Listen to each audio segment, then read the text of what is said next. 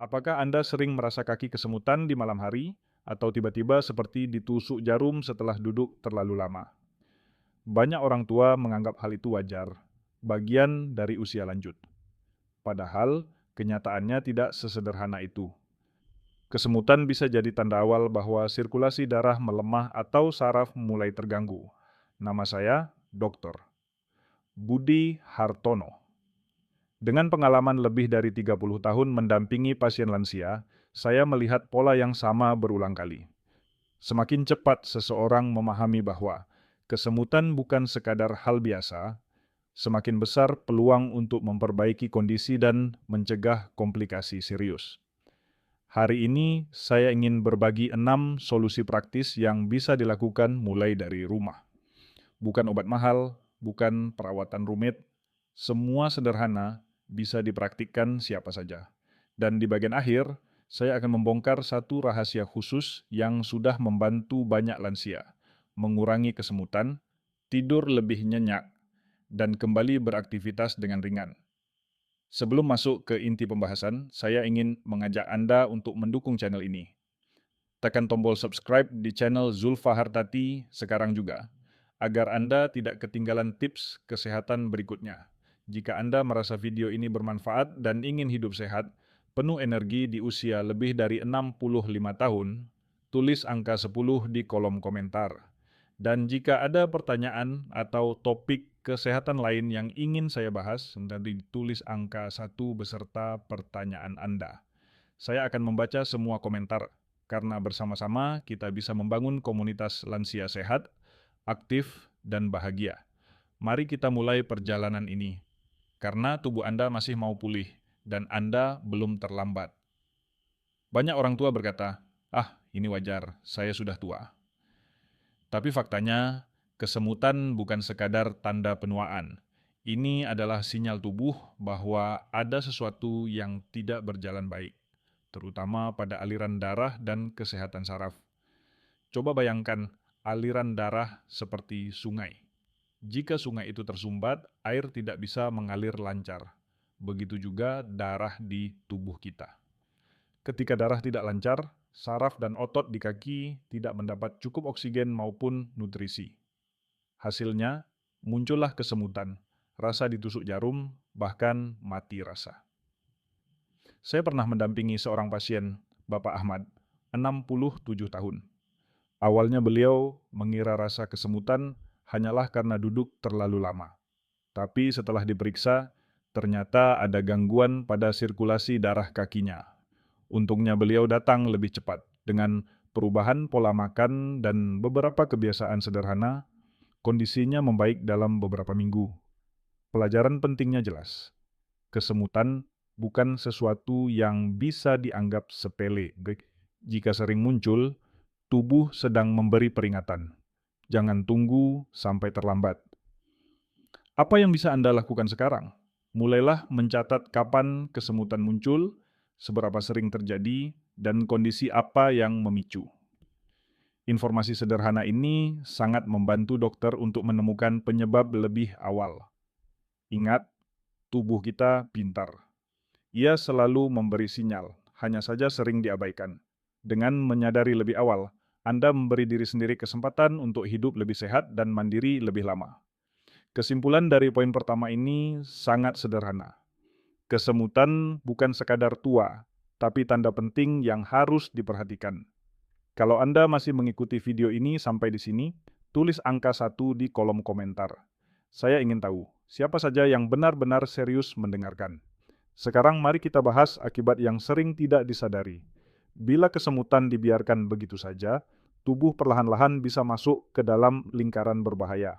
Awalnya hanya rasa tidak nyaman di kaki, tapi lama-kelamaan bisa berubah menjadi masalah serius yang memengaruhi kualitas hidup setiap hari.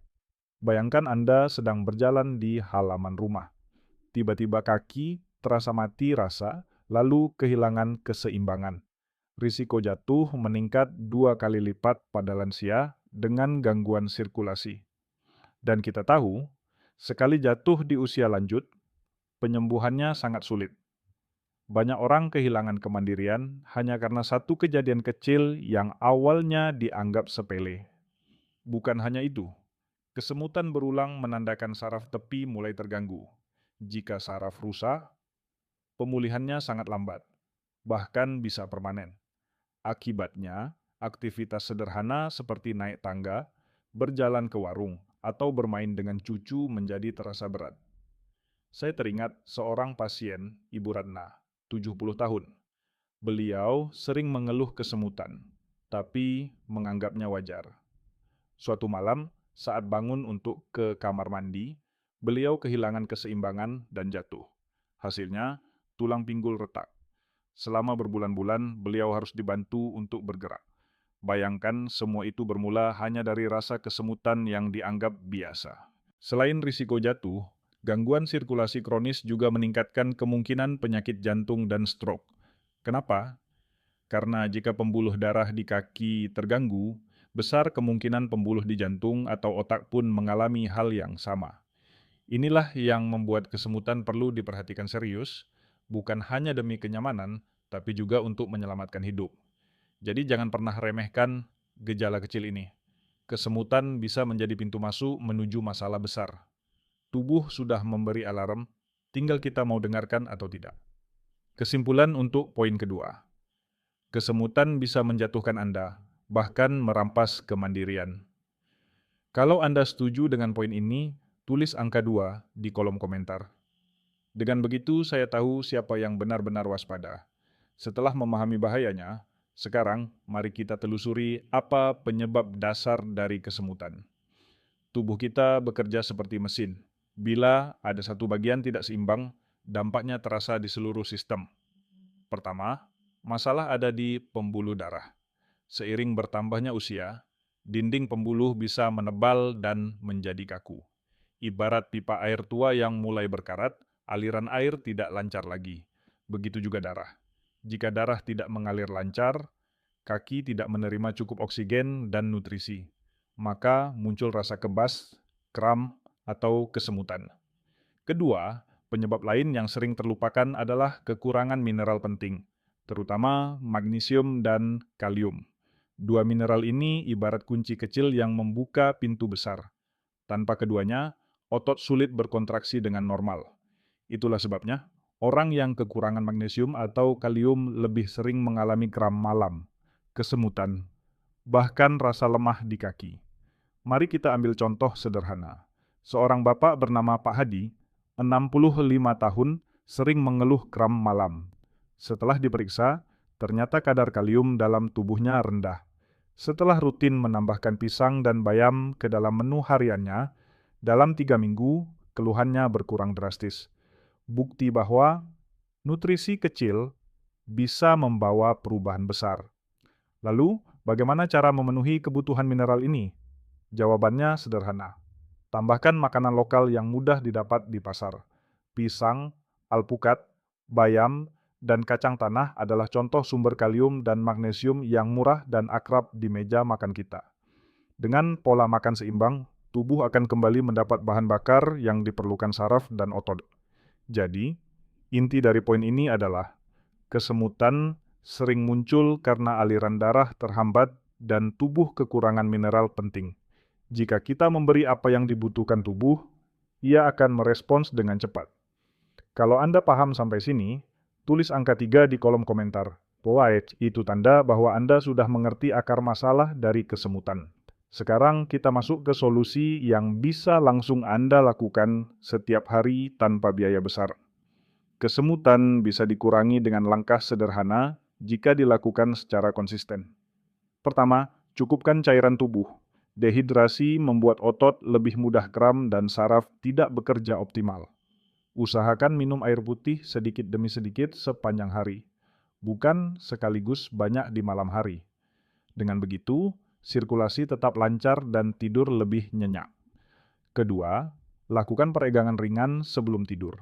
Misalnya, duduk di tepi ranjang, lalu putar pergelangan kaki, tekuk, dan luruskan betis beberapa kali.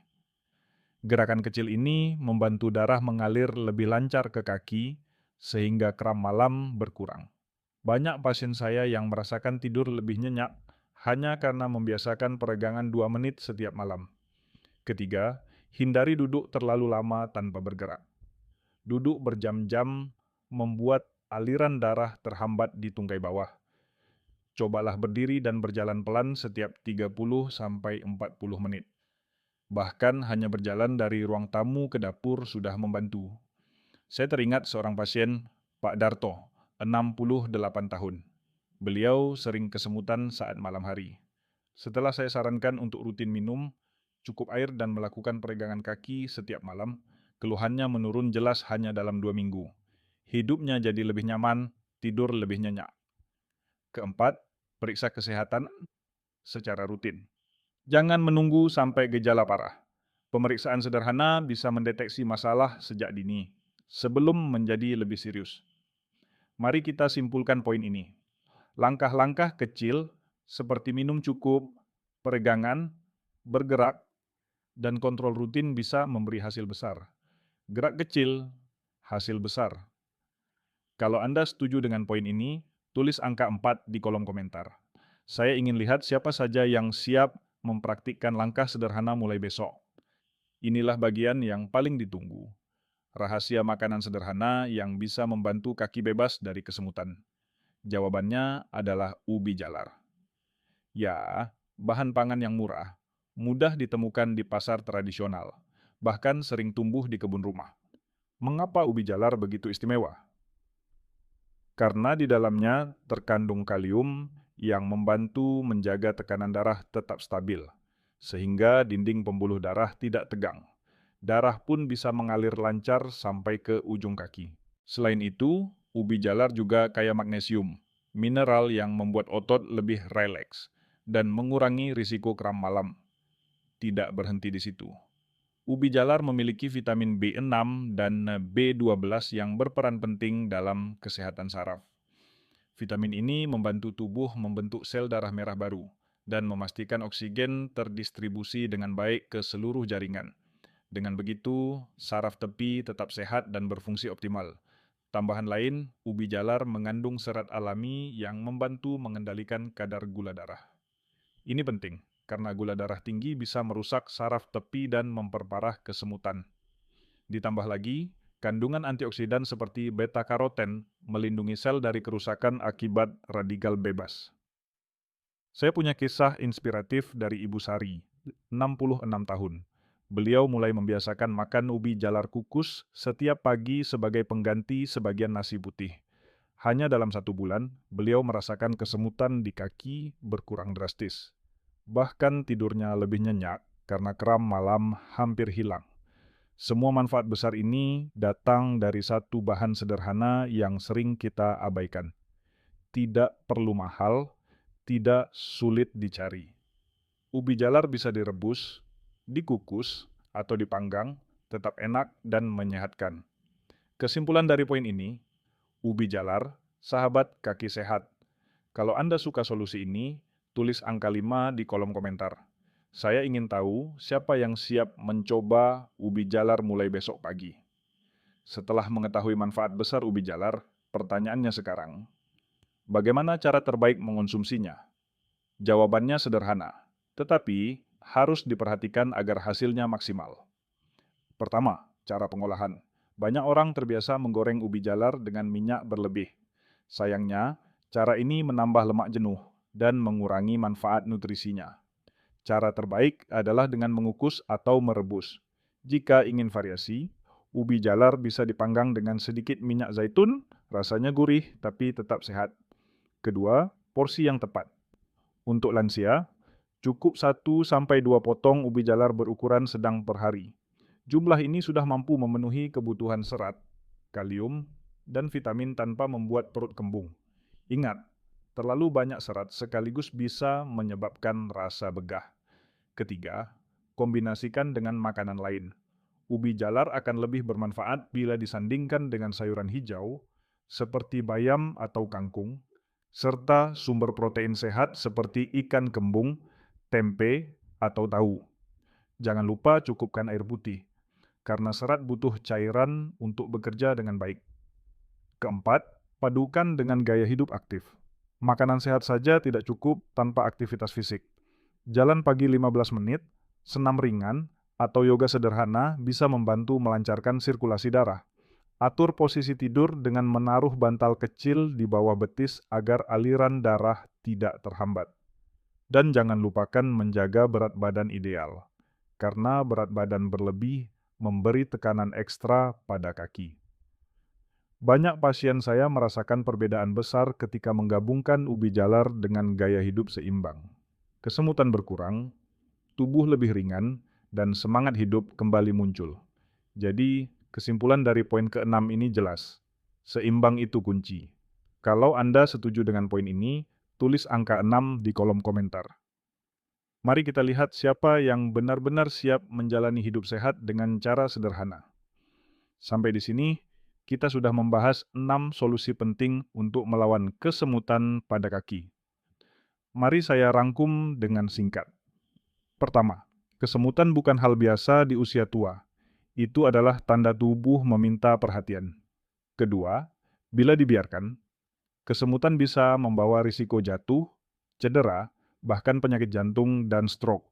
Ketiga, penyebab utamanya ada pada sirkulasi darah yang melemah dan kekurangan mineral penting. Keempat, langkah praktis sehari-hari seperti cukup minum, peregangan, dan kontrol rutin bisa memberi hasil besar. Kelima, rahasia makanan sederhana, ubi jalar, mampu menutrisi saraf, memperlancar aliran darah, dan menstabilkan gula darah. Keenam, cara konsumsi yang benar, porsi yang pas, serta gaya hidup aktif adalah kunci menjaga kaki tetap sehat. 6 poin ini sederhana, tapi dampaknya sangat nyata.